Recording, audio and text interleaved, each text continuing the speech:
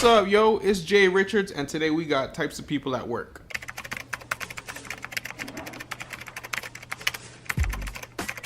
The one with the home-cooked meal.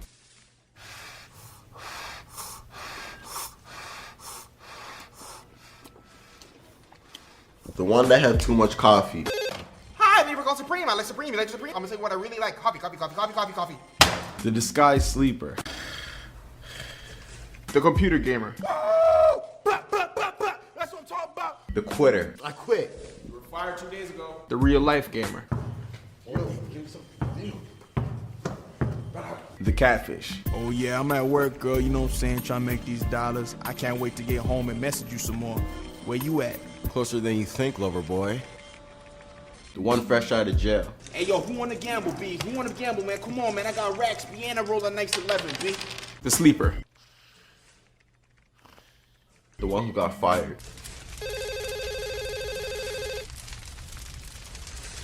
The nervous newbie. The Kanye West.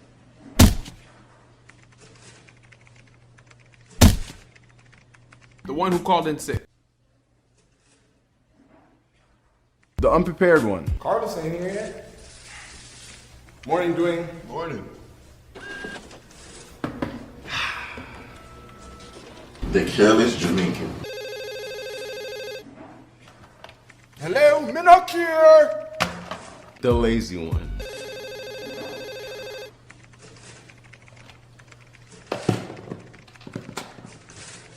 The one who's never at his desk. So what I was telling you last night, B, I was walking down 75th Ave. Two dudes looking mad bummy, looking red mean on me, real screech, you know what I mean, B? So I walked up to him, I said, The Matrix. In front of you, there will be 2 jelly beans. If you eat the left one, nothing will happen. If you eat the right one, nothing will happen. Do nothing, and nothing will happen. I don't know what to do. The telemarketer. Hey, sir. Your mom has chicken pox. The clean freak. Inception.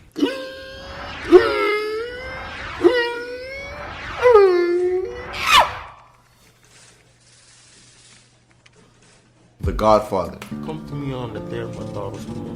Paranormal Activity.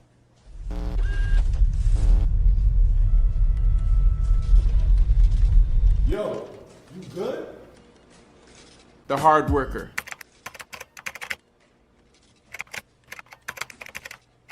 The one who does no work. The one who forgot his lunch. Yo, can't get $1. I forgot my lunch. Nah. The one who speaks no English. The loud one on the phone. Oh yeah, oh hell yeah, we got a bunch of those. I'm gonna get my people to send it over to you for $2.99, close deal. Scarface. Okay, you wanna play rough? Shout out to my little friend. And those were the types of people at work. Till next time.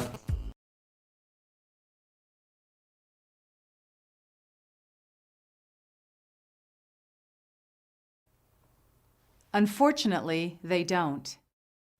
In fact, difficult people comprise about 10% of the population, yet they're responsible for more than 50% of the relational challenges that you and I face in our life, at our homes, and in our work.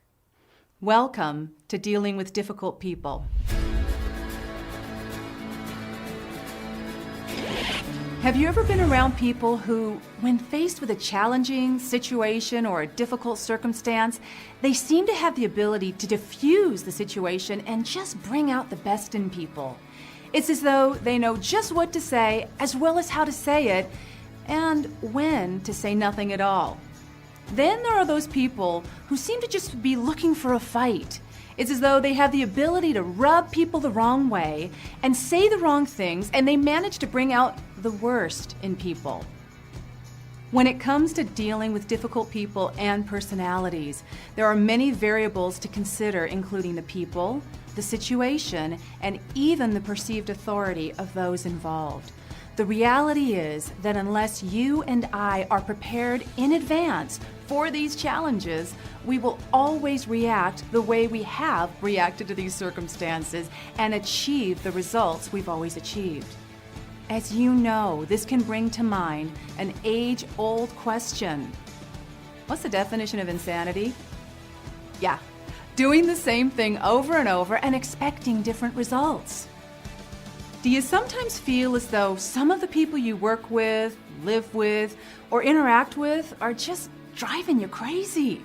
Now, before you're quick to answer that, perhaps you've heard that no one can make you feel a certain way unless you give them permission. Now, on the surface, this is true. At the same time, a steady diet of negative and difficult people can use up a lot of your time and energy. So as we explore difficult people and personalities, I want you to think about how you currently react to those people and those challenging situations.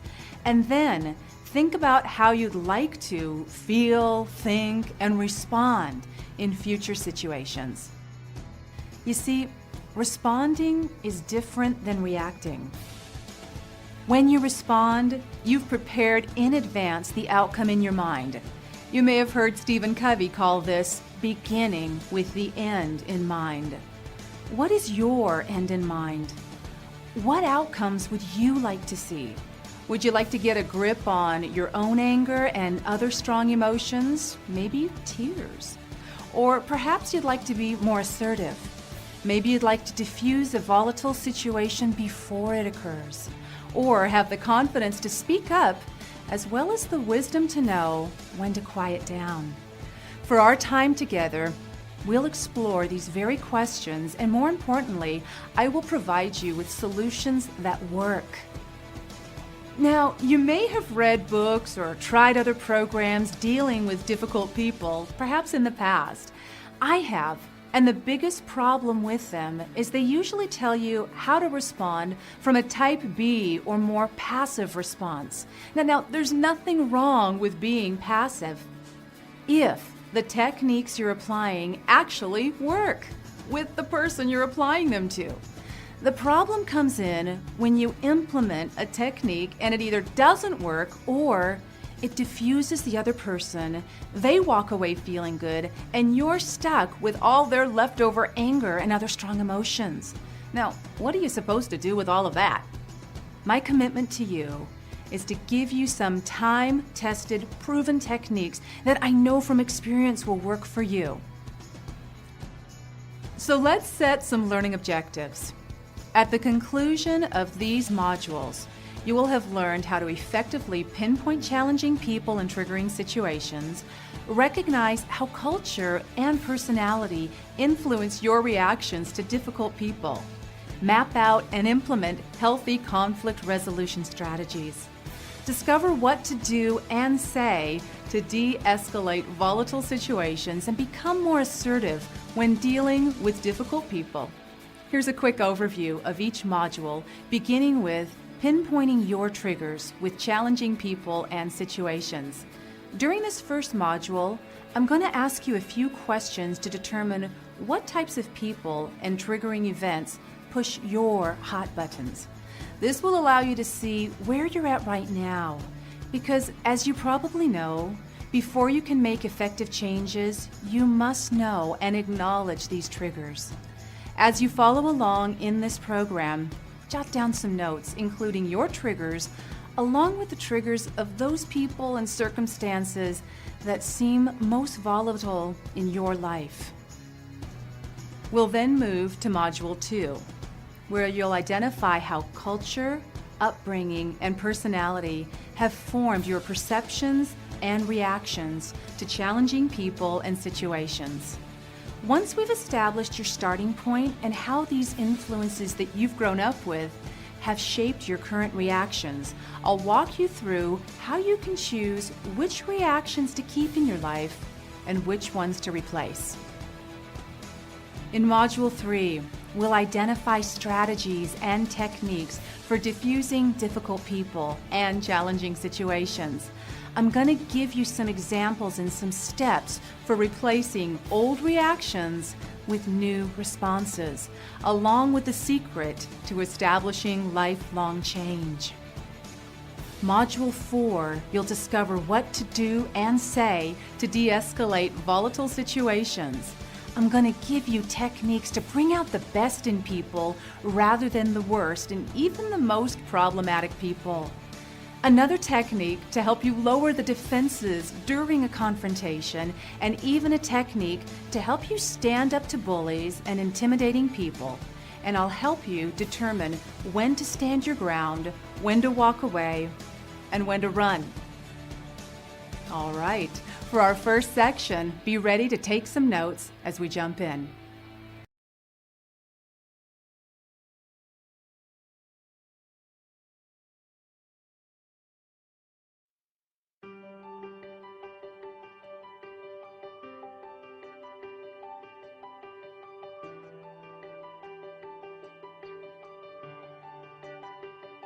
To excel in business, you have to work effectively with people.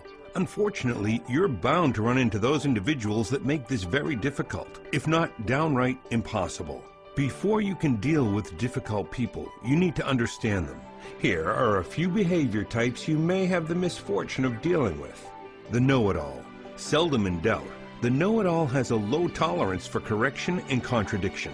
The yes person. In an effort to please, they say yes without thinking things through. They react to the latest demands on their time and forget about prior commitments. The no person. This morale killer shows everyone how things will fail if the plan isn't orchestrated their way. Two of the most essential communication skills for dealing with difficult people are blending and redirecting. Blending is when you alter your behavior to reduce the difference between you and the difficult person in order to find common ground. Redirecting is when you use rapport to change the direction of the interaction. For example, if you're dealing with a person who wants appreciation, you'll need to use your blending efforts to show that you value their ideas. Great job on the last report. The team couldn't have finished on time without your hard work. Then, redirect their efforts from getting attention to getting the job done right. If you do an even better job on this report, the team is really going to recognize your talents. By first blending with your difficult person by acknowledging their feelings and then redirecting to address the actual task at hand, you'll quickly increase cooperation, decrease misunderstanding, and increase productivity. However, sometimes general blending and redirecting techniques aren't enough. You may need to tailor your behavior specifically to the difficult behavior type. For example, when dealing with a know-it-all, you need to value their plan. Repeat their ideas to show you get it before giving your own suggestions. Instead of stating your idea as fact, try to soften them with phrases like, maybe this could work. This allows them to feel like they've come up with part of the solution. If you ask them for guidance, they'll see you as less of a threat. Once you establish a connection, it'll be easier to get them to consider your input. Dealing with a yes person can be difficult because it's easy to let them handle the workload, but you need assurances that they will actually get the task done. The best strategy here is to ensure commitment.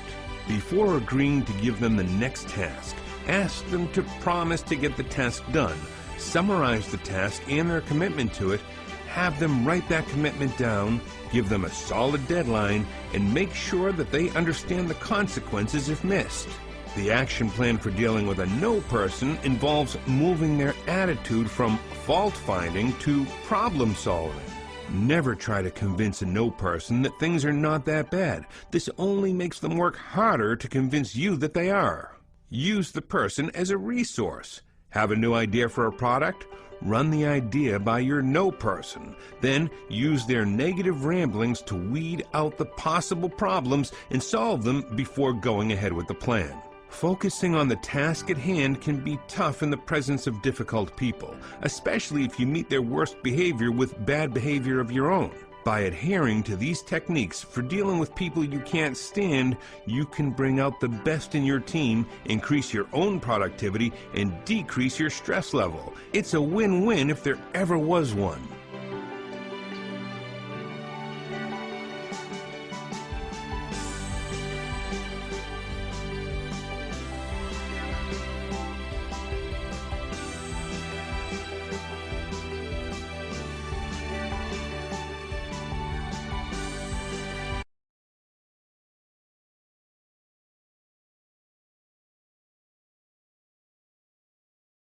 I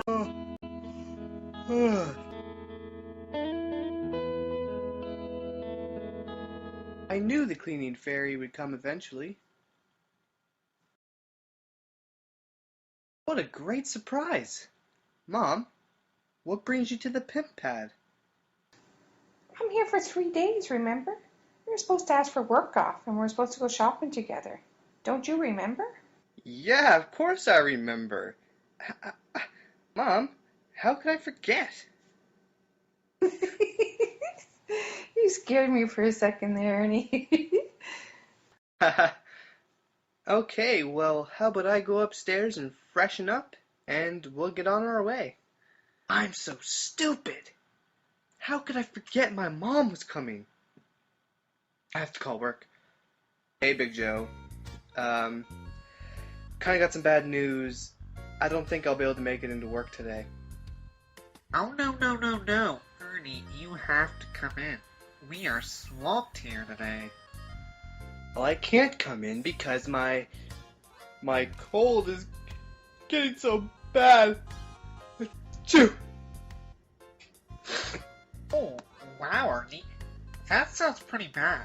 Maybe you should stay home and take it a little easy. Oh, Joe, I got a ticket for both of you. Will you come open the cash for me? Listen, Ernie, I gotta go. How about I'll see you tomorrow? Take it easy. Oh, thank God. Now, I just gotta remember, stay away from the Micmac Mall.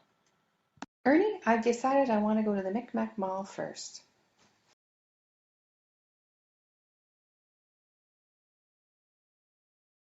Hello, I'm Nancy, and you're watching the local news at 5. Many YouTubers have been wondering about new releases of videos from the Ernie Vlog channel. Well, good news I have. The upcoming YouTuber star is releasing his regular vlog show along with creating a new animated series every other week. Looks like that's good news to all Ernie Vlog subscribers. And those of you who have not yet subscribed, don't be afraid of that wee little button. In the words of Ernie himself, keep it real in the hood. Someone please wake up Bill. You're not getting paid near enough. Look at all the sales, Ernie. This is great. Yeah, this is really great. So you ready to go home, Mom? Yeah? I've only seen half the mall, Ernie. Ernie, isn't this where you work? What do you know it is?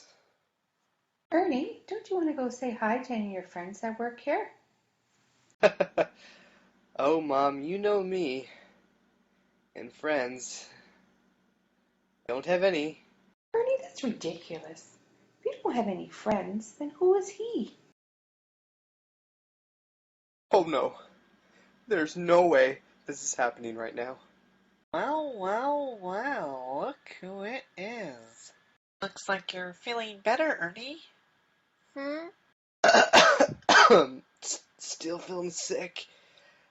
I bet you do. Sick? Are you sick, Ernie? You should have told me. We didn't have to come out. No, Miss Pratt. I think we have ourselves a liar. I'm sorry, Mom. I forgot you were coming over, and I didn't ask for the time off. So, I called in sick. Oh, I see. You forgot about me. Well, I guess I better go home then. Well, it looks like you did it now. You want to watch 2.5 Men?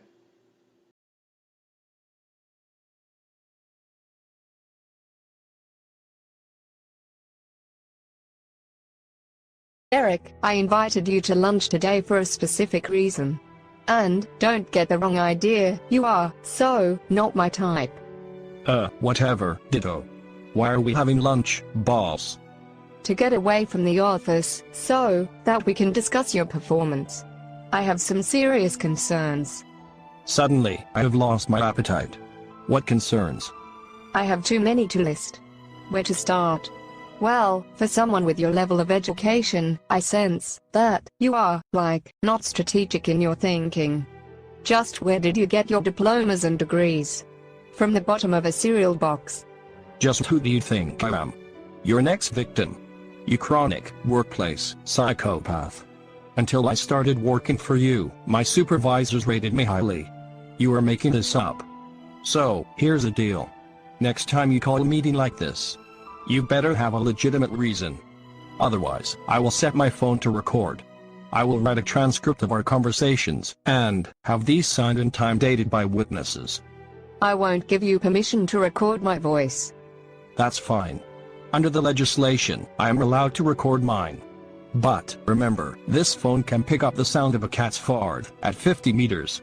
Remember that, if you interrupt me when I speak, I cannot switch off the recording in time. I will paraphrase what you say for my transcript. For some time now, you have been pushing me without justification. It stops today. Otherwise, I will lodge a formal complaint, citing you as a workplace bully. I am, so, out of here. Enjoy your lunch. Ron students. Behind me sits someone who could find herself the subject of a complaint and subsequent investigation by me as her employee relations officer. Walk with me as I tell you what is involved.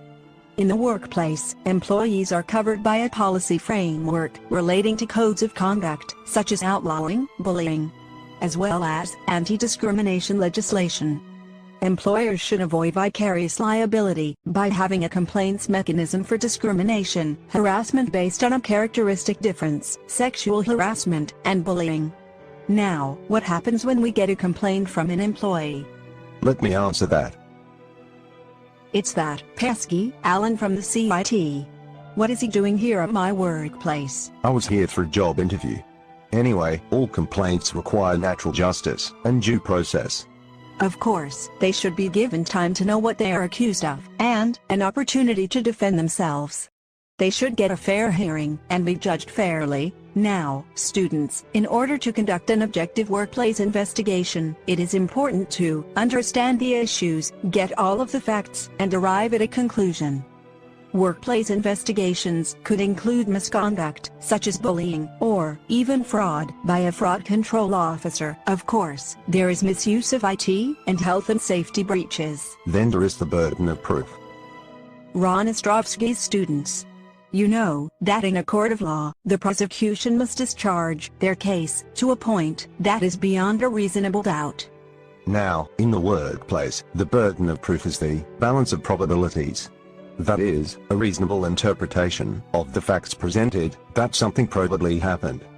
Depending on the seriousness of the matter, a formal investigation would require a report.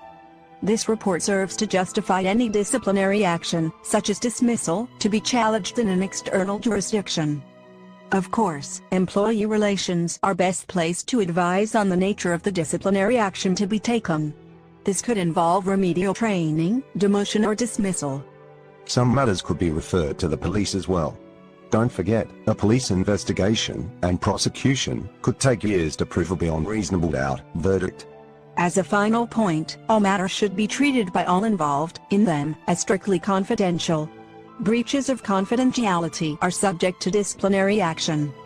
I hope your interview was a success. I must get on with doing my employee relations job. Hello, Alan speaking. Yes. Yes. That's great news. When do I start? You start on Monday. See you here at 8 a.m. I expect you to be punctual. Well, that's that. As the recruitment officer, did you find this Alan to be timid? Why do you ask that? Oh, just thinking out loud. I don't like those in-your-face types, if you know what I mean.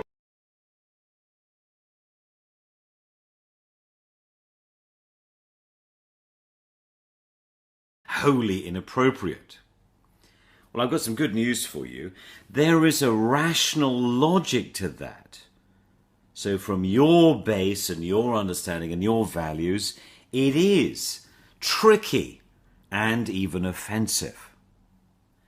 So what is the first trick? It really is to dial down our over-involvement and our plea for the other person to be less like them and more like us. So we're really over-invested in changing the other person. Our advice is simply to detach. Stop pouring fuel on the flames. So you're breaking the cycle of victim and persecutor. You're cutting the provocation circuit. You're stopping the overreaction, the escalation, or the thoughts of revenge. One very useful phrase is to say, whatever other people are doing or saying about me is none of my business.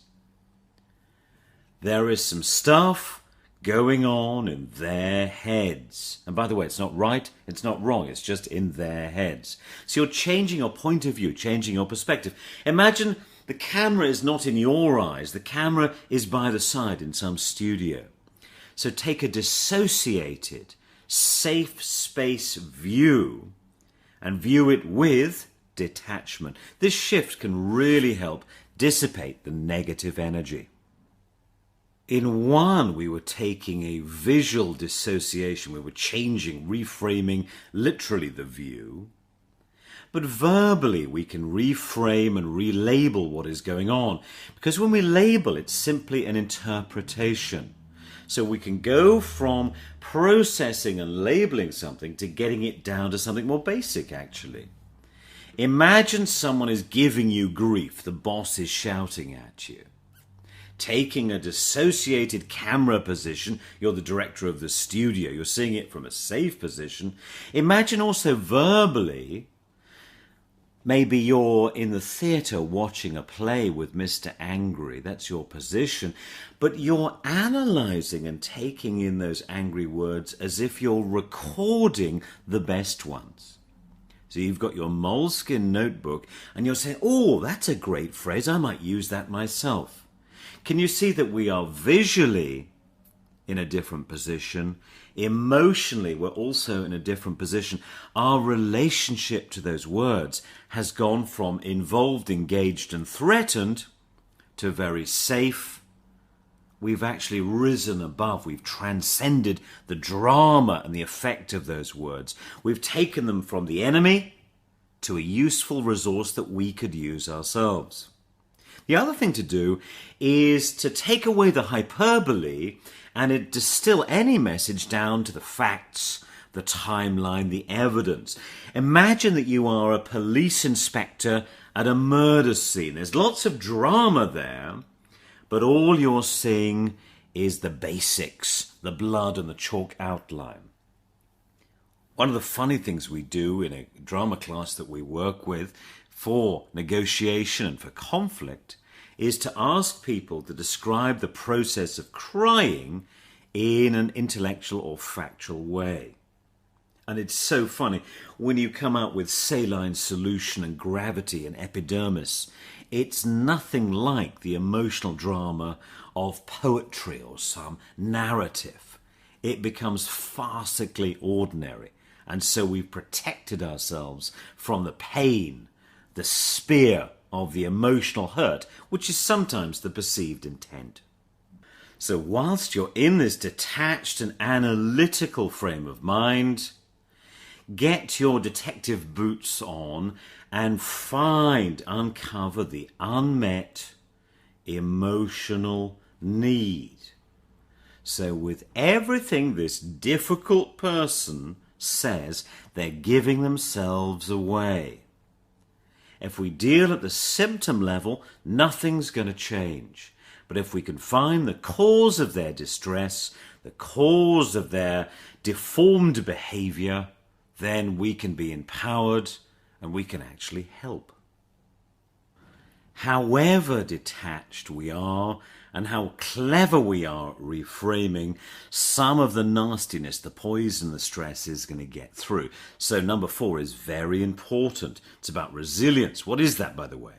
It's the measure of your ability to bounce back from deformational stress, to adapt to changing circumstances, and to change up when there is a new reality that you must face. So what can you do? For mental resilience, how about some medium complexity mathematical puzzles? For emotional resilience, look at photographs of kittens. I'm exaggerating, but not by much. For physical resilience, how about running up 10 flights of stairs every single day?